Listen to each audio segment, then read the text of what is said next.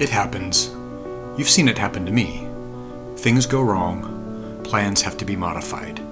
You roll with it because what else are you going to do? It may not be as epic as what you had in mind, but wherever you end up, being out there somewhere is better than sitting at home. When I was invited to be part of the Alldogs Offroad booth at Expo Mountain West, I eagerly accepted, thrilled for the opportunity to finally set my eyes and my tires upon the incredible mountain vistas of Colorado. Gnarly rocky trails, historic mining artifacts, and most of all, expansive alpine panoramas soaring above the tree line. That was the plan anyway. First, we gotta actually get there.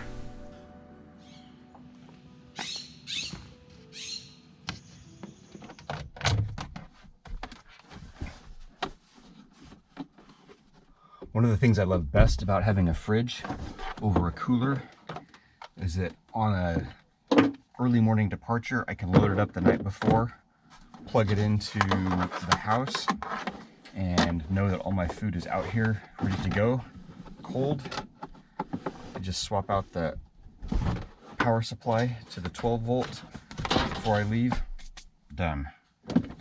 Because I'm not gonna lie, I've had early morning departures where I've taken off and left all my cold food in the fridge.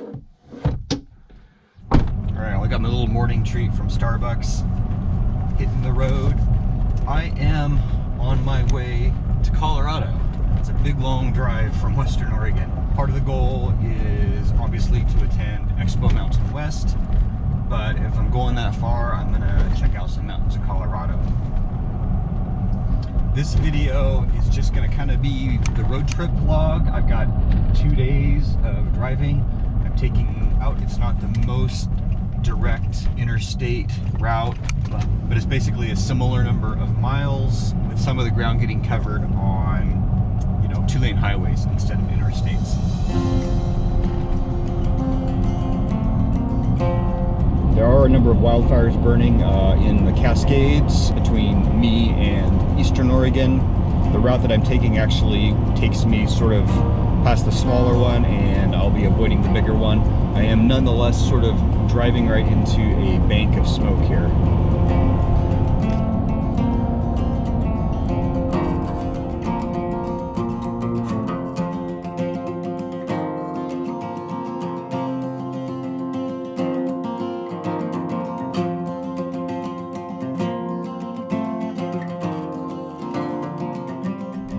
These empty, unpopulated highways like this is such a chill way to drive.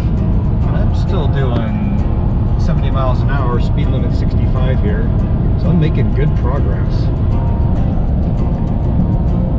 Leaving the forest behind and out into open desert.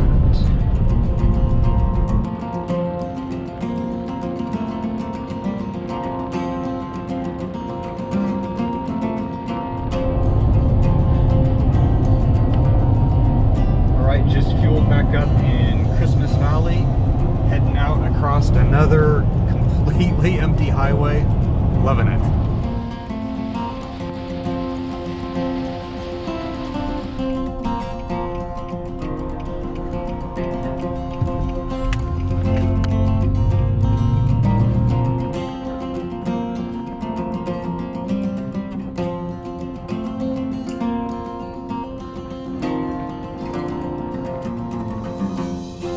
Well, I'm not really adventuring today, but I just take a little side road looking for a spot for a nap.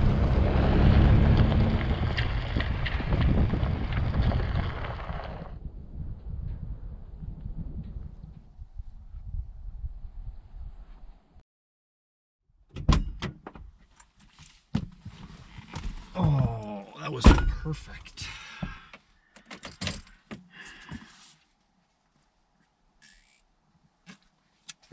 Ready to log some more hours.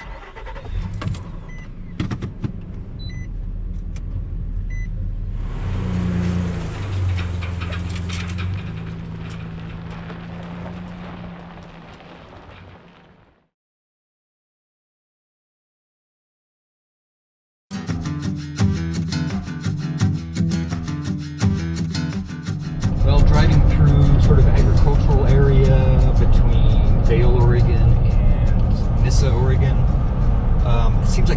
drive through here, there's some sort of dramatic sky, and while the sky is kind of flat gray, man, it really looks heavy, like it's about to just break loose with some, like it's really just about to break loose with some thunderstorms. Really about to break loose with some thunderstorms. Break loose with some say that 3 times fast. Break loose with some thunderstorms. Speed limit is 80 miles an hour on the interstate in Idaho, and I can just barely keep up.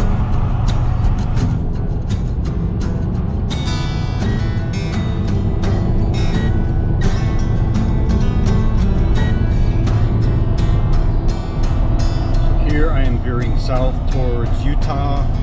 Some pockets of public land where I might find some place to sleep.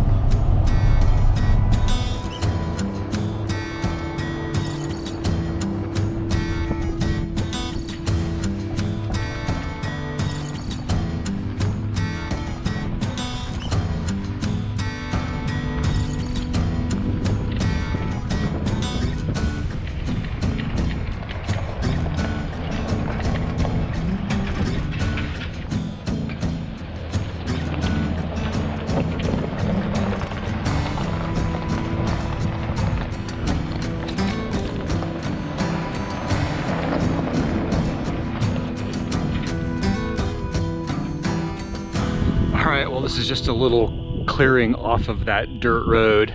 I had seen that in satellite imagery and thought I could probably just come and sleep right there. The road does go up into the hills, and I could see, you know, there's some spots that probably some cool campsites with some views, but it's going to be dark by the time I got up in there, and it took quite a while just to get to this point off the freeway. You probably can't even see it down there. I can just barely see the lights of cars going by, and this was kind of slow going on this road. So this is good enough. I just need a place to sleep, and we'll get back at it tomorrow.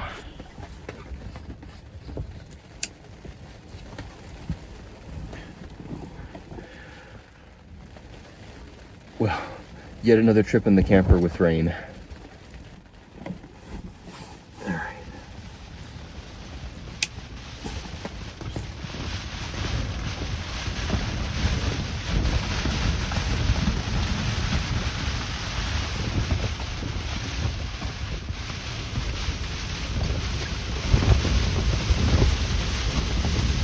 Starting to remind me of last time I camped in Idaho.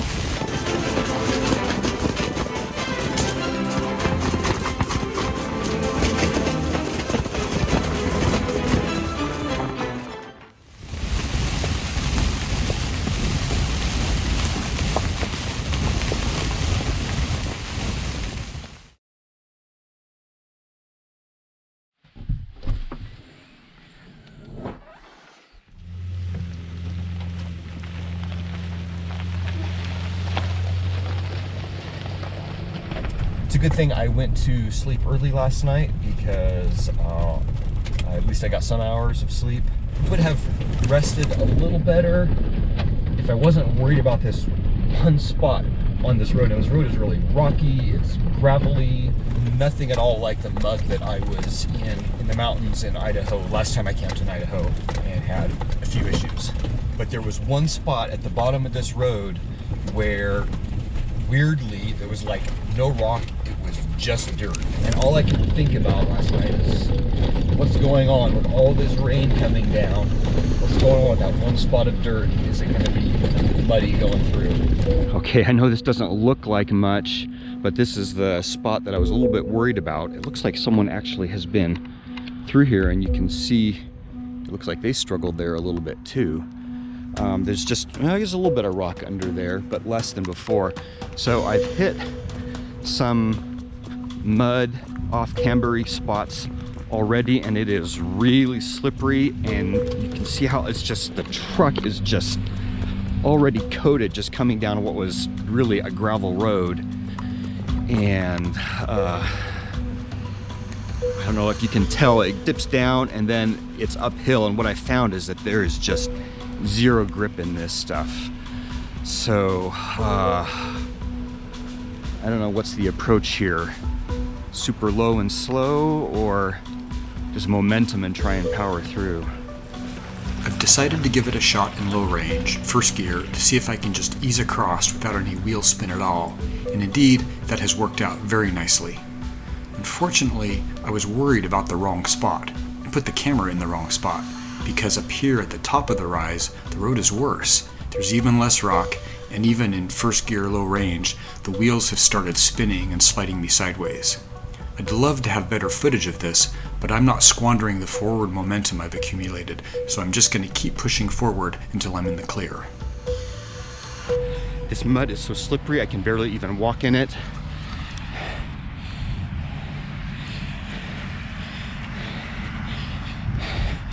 And I just had to churn my way through this stuff, sliding sideways on this off-camber bit the whole way.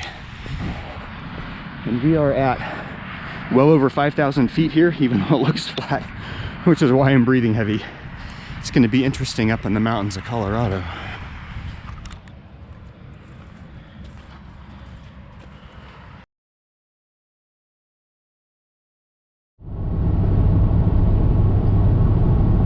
So at this point I have crossed into Utah. I've got a little stretch that I'm continuing on Highway 84, and then I'm going to get off on part of my not interstate route, cutting over into Wyoming.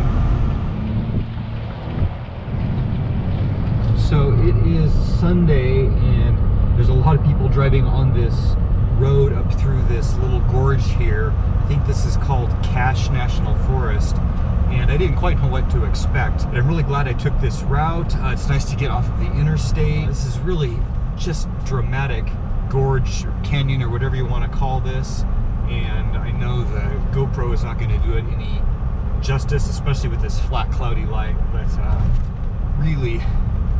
really pleasant way to get across country.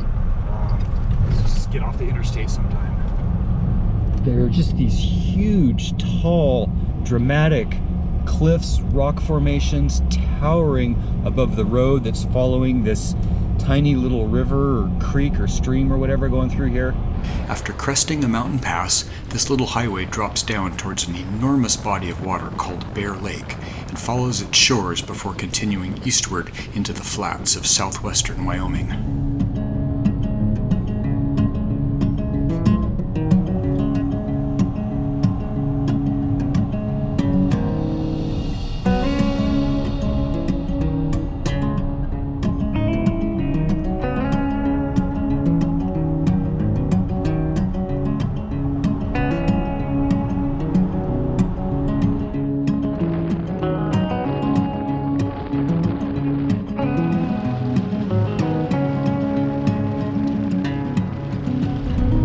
Here's a little update. It's a little after 4 o'clock. I'm still in Wyoming, and way off in the distance, I can start to see what looks like some really tall mountains, and I'm getting close to the border of Colorado.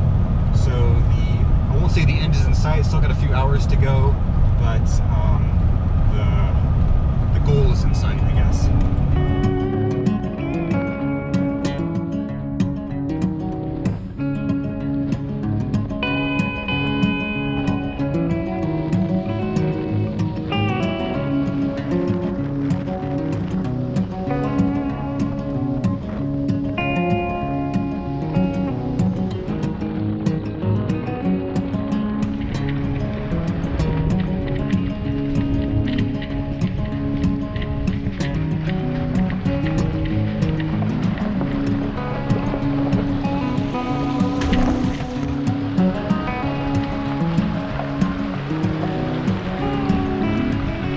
Well, another just pull off on the side of the road, but this is the trail that I want to do tomorrow. I had to go up a surprising amount of rough terrain just to get here to this point. Not a terrible place to camp. It is already cold. I don't know what elevation we're at, but let's take a look. So we're at over 11,000 feet here. That's definitely the highest I've ever driven the truck, and maybe the highest that I've ever been other than being in an airplane. Yeah, I got a little out of breath just moving a couple of rocks to level the truck. I did not have a good night. I've lived my whole life just above sea level, and it turns out my sea level cardiopulmonary system was not prepared for life at 11,000 feet. This went beyond the shortness of breath I was fully expecting to experience. I was dizzy and nauseous to the point that I felt on the verge of passing out if I simply walked too quickly across camp. During the night, I woke up over and over gasping for breath, and by morning I had developed an intense headache and struggled to even think clearly. The trail I was planning to drive was going to ascend another 2,000 feet above my campsite. It was clear that there was no way I could drive up this gnarly trail while running to set up cameras, and if I ran into any trouble, there was no way I would be able to perform a recovery or even just change a tire. I fully expected to find myself short of breath and knew I would need to move slowly, and while I was vaguely aware of the term altitude sickness, I didn't know how common it was, nor did I know that I approached this all wrong by driving from sea level to 11,000 feet in just 2 days. According to the Cleveland Clinic, my symptoms were textbook acute mountain sickness. This is the first stage of altitude sickness, which can quickly become fatal if ignored. It is not a function of physical fitness, and in fact, almost everyone who ascends quickly to 11,000 feet will develop acute mountain sickness. I didn't know all this at the time, of course. I just instinctively knew I needed to get down to lower elevation. Countless hours of research and planning, 2 full days of driving, and multiple tanks of gasoline, only to realize I had no choice but to scrap all my plans for the next 3 days in Colorado. I was devastated, and what made it worse was that it was my own dumb fault for being ignorant of how common and severe altitude sickness is. It just kills me not to be driving up into these mountains. I mean, that's what I came to Colorado for, was to see this something that's unlike anything in Oregon, get up on top of those ridges, drive those amazing treeless areas and those vistas.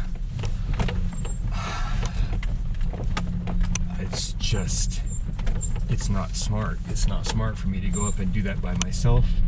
Feeling the way I feel, I'm not going to do a good job filming it because I just physically can't. And I'm not even up to the 13,000 feet I would eventually get to. I have no idea what I'm going to do. This is all I planned for. I have a number of different possibilities mapped out that all involve driving up the mountains. That's what I came to Colorado for. I don't have the words to express the disappointment that I'm feeling after making this huge trip, expensive trip, and not to go home with footage of these incredible mountains that I wanted to see.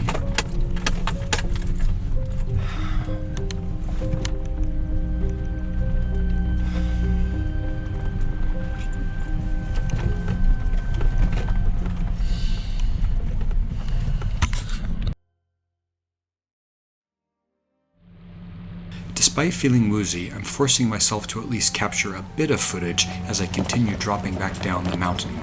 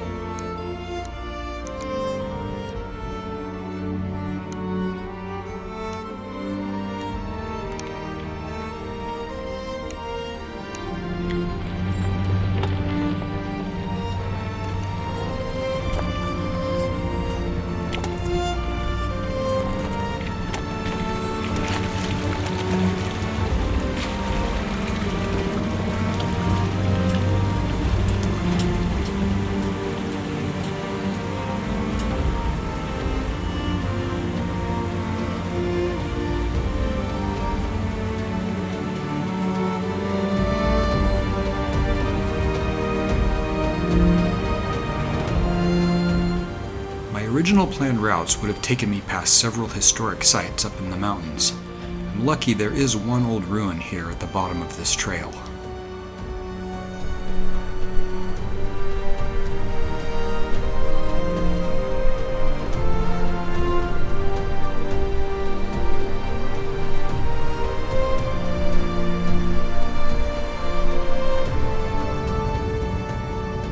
After making my way down into the nearest town, I'll spend a couple of hours researching some lower elevation options against a backdrop of mountains I cannot access. Not on this trip, anyway. Next time, I'll be prepared to get up to the top of those trails. For now, I'm off to explore parts of the state I was not planning to visit. Subscribe now so you don't miss any of the still beautiful and interesting, but unexpected, Colorado.